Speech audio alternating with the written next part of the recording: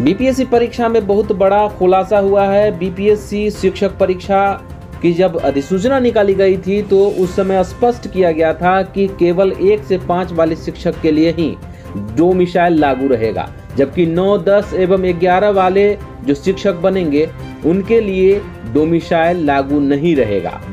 वो बिहार के निवासी होने चाहिए, वो STET पास होने चाहिए, ऐसा रखा गया था। लेकिन अब जब रिजल्ट निकाला गया है तो 9, 10 एवं 11, 12 में बिहार राज्य के बाहर के अभ्यर्थियों का चयन हो गया है। इसके अलावा सुप्रीम कोर्ट ने आदेश दिया था कि केवल DLED वालों का ही रिजल्ट होना चाहिए, जबकि बिहार सरकार ने BEd वालों का भी रिजल्ट जारी कर दिया है।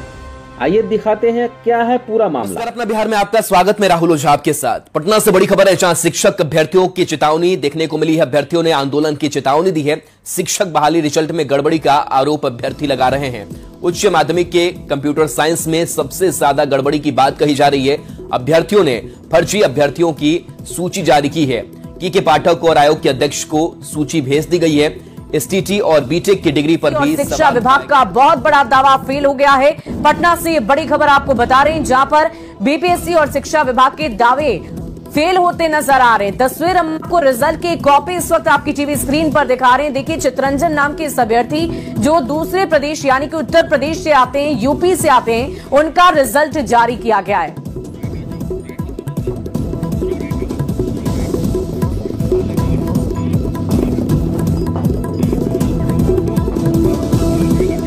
जब STET 2011 डोमिसाइल लागू था, STET 2019 में भी डोमिसाइल लागू था, तो बाहरी अभ्यर्थियों को नियुक्ति कैसे दी जा रही है? ये तस्वीर हम इसलिए आपको दिखा रहे हैं, ये सवाल इसलिए दिखा रहे हैं क्योंकि स्पष्ट ये सवाल उठने लाजमी हो जाते हैं कि बार बार ये गड़बड़ियां क्यों हो जाती है। बाहरी अभ्यर्थियों को नियुक्ति कैसे दी जा रही है जब उन्हें इस बात की अनुमति नहीं है? दूसरे प्रदेश के अभ्यर्थियों को अनुमति नहीं है। उत्तर प्रदेश से अगर वो आते हैं तो इन्हें STET पास करना ही होगा, बावजूद उन्हें कैसे रिजल्ट मिल गया? जब STET 2011 और 2019 डोमिसाइल लागू किया गया है तो आखिर उनका रिजल्ट कैसे जारी किया गया? बाहरी अभ्यर्थियों को नियुक्ति कैसे दी जा रही है? ये एक और भी ज्यादा बड़ा सवाल है, क्योंकि बार बार इस गड़बड़ी को लेकर सवाल उठते आए हैं। और अभ्यर्थी जो दूसरे प्रदेश से आते हैं, चाहे वो अन्य राज्य के हों, तो उन्हें STET पास करना अनिवार्य है। और ऐसे में अगर वो उन्होंने STET पास नहीं किया है तो उनका अगर रिजल्ट सामने है तो जाहिर सी बात है सवाल उठेंगे BPSC पर भी, और साथ ही साथ नियुक्ति कैसे दी जा रही है इस पर भी सवाल उठने लाजमी हो जाते हैं। न्यूज़ 18 तमाम सवाल। शिक्षक अभ्यर्थियों ने शिक्षक बहाली परीक्षा के रिजल्ट में गड़बड़ी का आरोप लगाया है।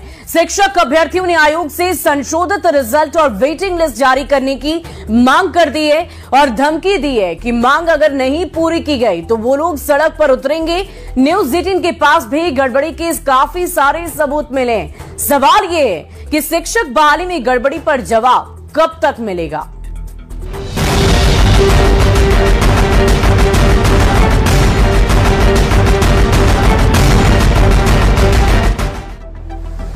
शिक्षक बहाली का रिजल्ट आने के बाद से लेकर आज तक शिक्षक बहाली के रिजल्ट में गड़बड़ी का आरोप भी लगता आ रहा है।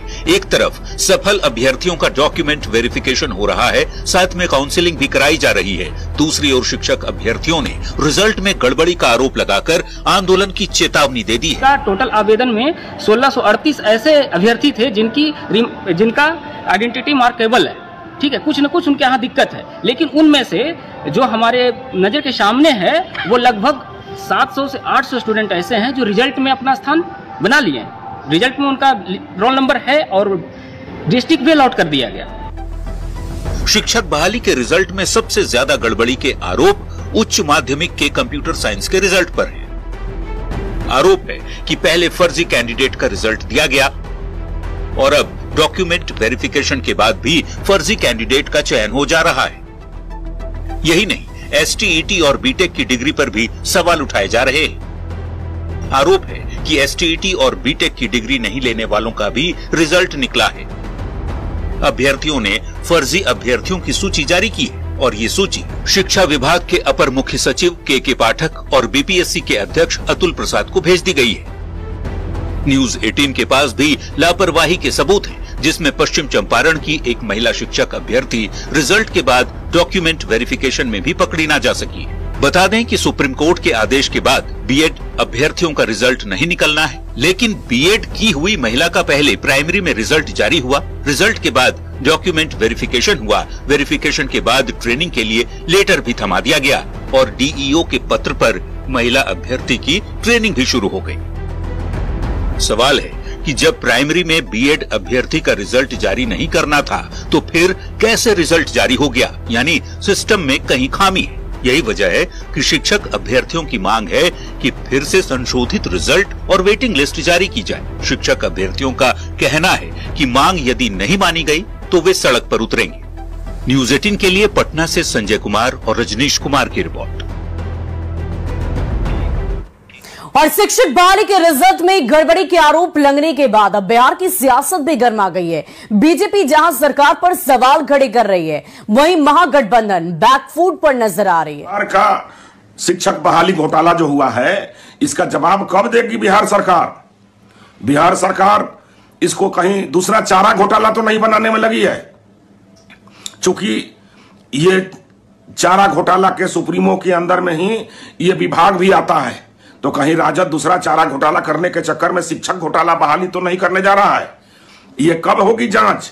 माननीय मुख्यमंत्री जी, आप कब न्याय देंगे बिहार को, बिहार के शिक्षकों को, बेरोजगारों को, नौजवानों को, नौनिहालों को? जो राजनीति करना चाहते हैं वो भ्रम फैला करके, भ्रम की स्थिति खड़ा करके कहीं ना कहीं हमारे संकल्पों को, जो हमारा संकल्प रहा है कि हम नौजवानों को रोजगार देंगे, हम नौजवानों को नौकरी देंगे, अब विवाद के रूप में खड़ा करके अपनी राजनीतिक रोटी सेकना चाहते हैं। वैसे लोग भ्रम की स्थिति खड़ा करके नौजवानों के बीच में जो राजनीति करना चाहते हैं, वो राजनीति बिहार में चलने वाली नहीं है। लोगों में हर्ष का माहौल है।